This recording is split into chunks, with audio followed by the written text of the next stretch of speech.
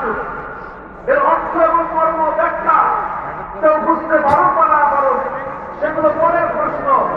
শুধুমাত্র কোরআনের তেলাওয়াত, এটাই ছিল রাসূল সাল্লাল্লাহু আলাইহি ওয়াসাল্লামের সবচেয়ে বুনিয়াদী কর্মসূচি, প্রথম কর্মসূচি।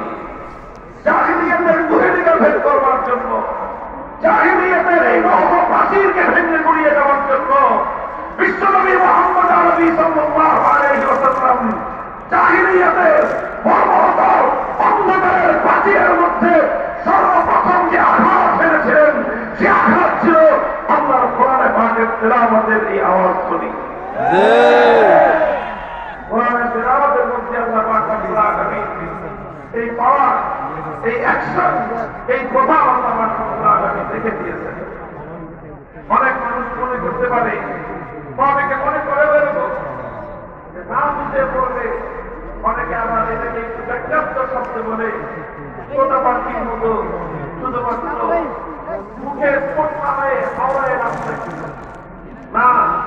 কোরআন সম্পর্কে এই কথা তো ঠিক নয়, এটা একটা বিভ্রান্তিমূলক কথা, এটা একটা মূর্খতাপূর্ণ কথা।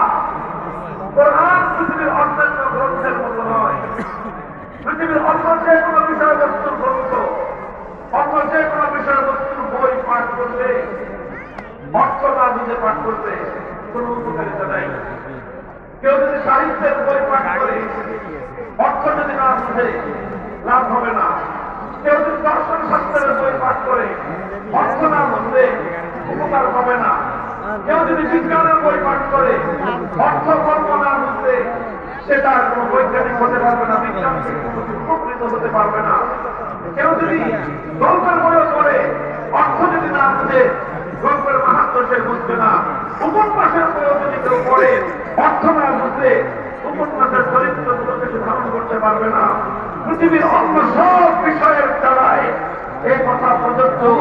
অর্থ না বুঝে শুধু বই পড়ে গেলে কোনো লাভ হবে না। কিন্তু একসাথে আল্লাহর কোরআন, একমাত্র আল্লাহর কোরআনে পাঠ, যেটা এমন এক কিতাব, এটা অর্থ বুঝে পড়লে যেরকম এর অ্যাকশন হয়, এর প্রভাব তৈরি হয়, অর্থ বুঝে না পড়লেও শুধুমাত্র কোরআনের তেলাওয়াত, এটাই এক বৈপ্লবিক কর্মসূচি। মানুষের হৃদয়ের সমস্ত জড়তার দেয়াল ভেঙে গড়িয়ে দিতে পারে।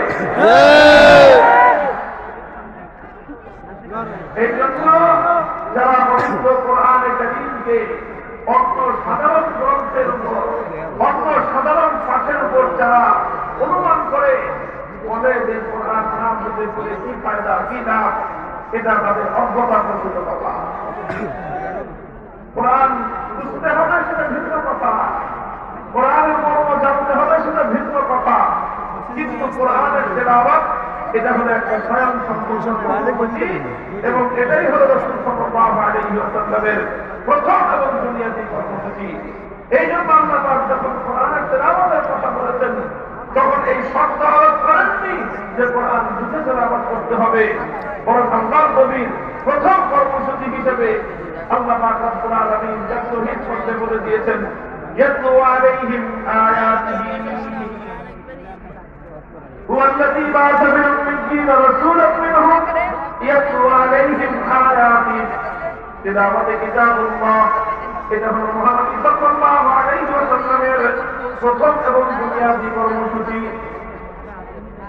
শুধু অর্থ ছাড়াও কোরআনে কারীমের তেলাওয়াত এটা মানুষের হৃদয়ের মধ্যে